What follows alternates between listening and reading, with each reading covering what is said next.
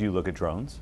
We do look at drones. So drones is a more dynamic, one of the most dynamic areas that we've seen in technology. So Fortress does a lot of work in critical infrastructure. So if you think about that, that's in power plants and transmission lines and oil and gas facilities and pipeline. For the most part, those assets are stagnant in nature. They're not getting up and moving to different places.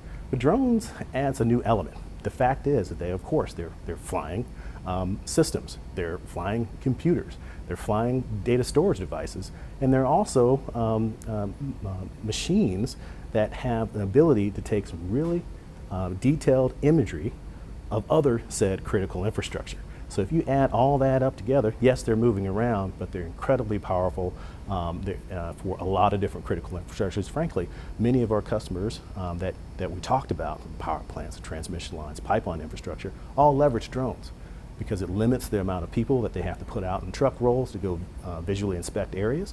And those drones can get to places where obviously human beings be much more difficult to get to. So drones, it's a newer technology, but it's a true emerging threat that we're just starting to get our arms around as an industry. Why is it a true emerging threat? Because, as I mentioned, with technology, typically, if you look at some of the companies that have made drone technologies, the components within those technologies aren't transparent, similar to what we just talked about before.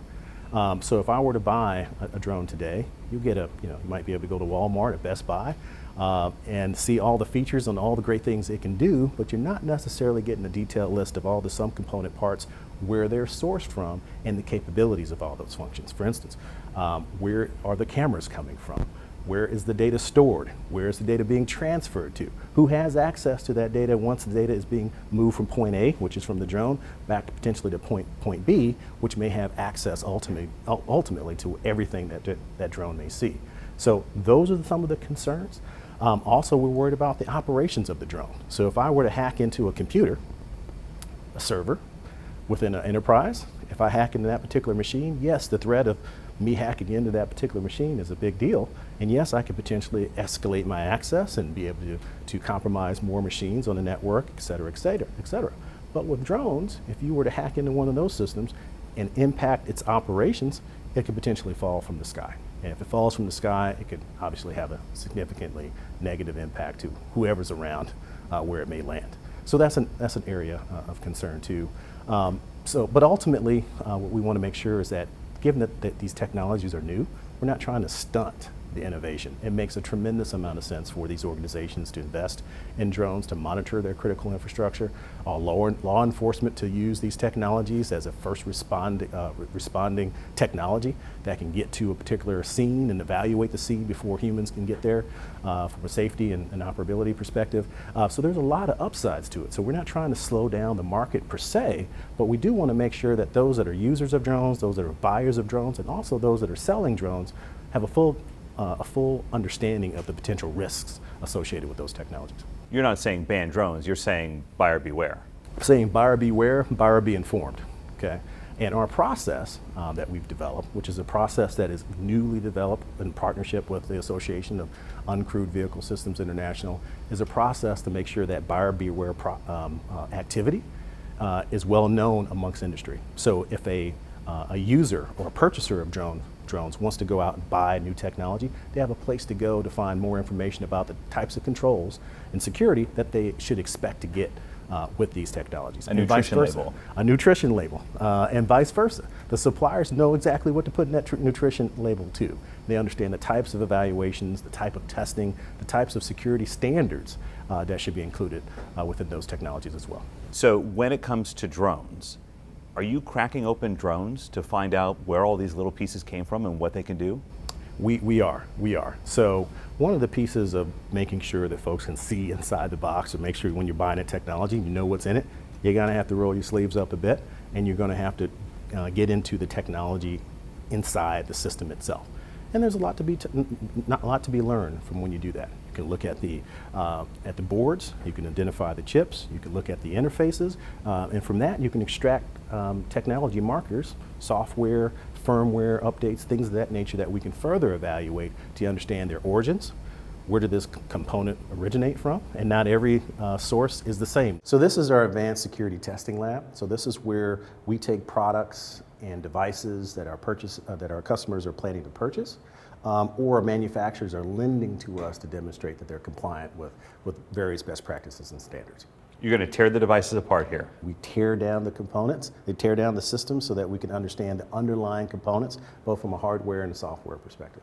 We were talking about how you're trying to get that ingredient list of what is in a drone, perhaps a Chinese-made drone. Sure. And when you find parts in there that you're thinking, whoa, this could be a security risk, you pull them out.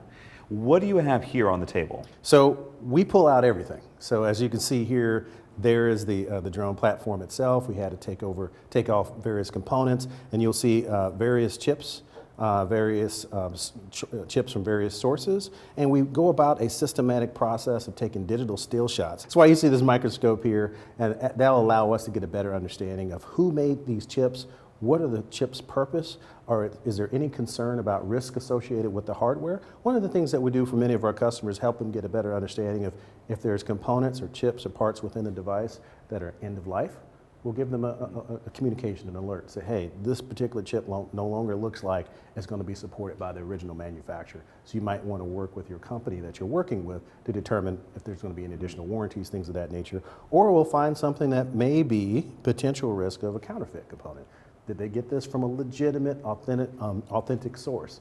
And if that's the case, if there's concern about compromise or counterfeit components, we'll again inform the customer, hey, this doesn't look like a legitimate component.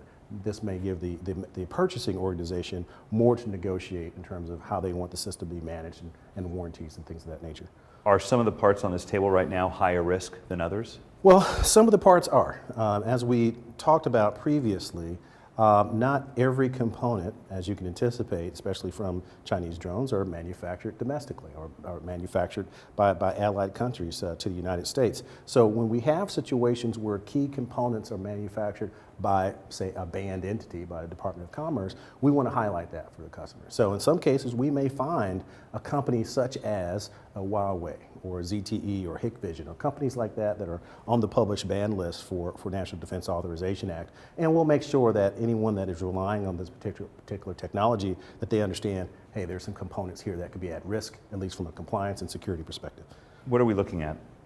So what we're looking at here are all the micro components of this particular device, all the microprocessing components. So anything that could impact the operations of the device, that's what we're taking a closer snapshot of. We're not so much worried about the physical plastics or the screwdrivers, the screws and things of that nature, but we are very concerned about the chips, the things and the components that impact the operation, that dictate the operation of the device. So as we go through here, we'll systematically identify every chip, every component, the source, meaning who is the sub-component manufacturer, what facilities do they have across the world, do they have facilities in countries of concern? If there are facilities that may manufacture that particular chip or component, we'll determine, well, what is the provenance, which is understanding the origins of all those components and the particular risk of that. If you were to find a part that was phoning home without its user's knowledge, would those parts be in here somewhere? It's a very good chance, whether it's in the platform itself or it's ground control station. What you're looking at here is to give us a better understanding of, hey, once I see these parts, I'm going to look at the source. I do see a few names that you should recognize. Obviously, this is a Chinese manufactured drone, but we'll look at each one of these components and determine how critical are they. Are they the critical components that are associated with our regulations here in the United States? There's nine basic components that if they are manufactured or sourced from China, we can't use domestically here for DoD. So we'll look at things such as the flight control components, we'll look at the data storage components, the camera components, the gimbal, all the things that actually impact how this machine behaves from a computer perspective. It's almost like you're doing a background check on this drone. All intents and purposes, that is what it is. We're trying to give the purchaser background and an understanding of what is this device really, and ultimately it's a sum of its parts, and we'll give them a very good detail as to what those components are. Have you seen any malicious use of drones that you think is linked back to China? What I can say is that if there are vulnerable pathways that can be exploited from China or other threat actors, we're going to make sure that that information is deemed very, very clearly for those organizations involved, and then allow for them to be able to say, hey, is this something that we were willing to take the risk on, or is there another option that we can choose to mitigate that particular exposure? It seems to me as though something has you worried. No doubt about it. The worry is that while we've done a lot of work to create the evaluation and certification process to prove that certain technologies, certain drone technologies, are mitigating these types of risks, that for the most part, most of the industry is not aware, one, of the risk, two, of what we've created to certify that these drones have minimal exposure to these types of vulnerabilities. So the next steps, even though Florida's done something, and we've seen something in Arkansas, California is implementing rules to mitigate this risk of foreign sourced technologies, especially drone technologies, for their first responders and law enforcement. That's just a handful of states. That's just a handful of organizations and state and local municipalities that have realized and raised the red flag, if you will, of these particular challenges. It's still not fully something that most procurement organizations, most buyers fully understand and appreciate yet. Those organizations that want to work with the DoD, that want to work with military branches, they're very well aware, because they can't get the contract unless they're compliant with National Defense Authorization Act and green UAS, blue UAS certifications. They can't get those projects without that. But outside of that, the DoD and the specific use cases, there's more to be done in awareness, and hopefully shows like this can help bring that awareness more broadly to the public.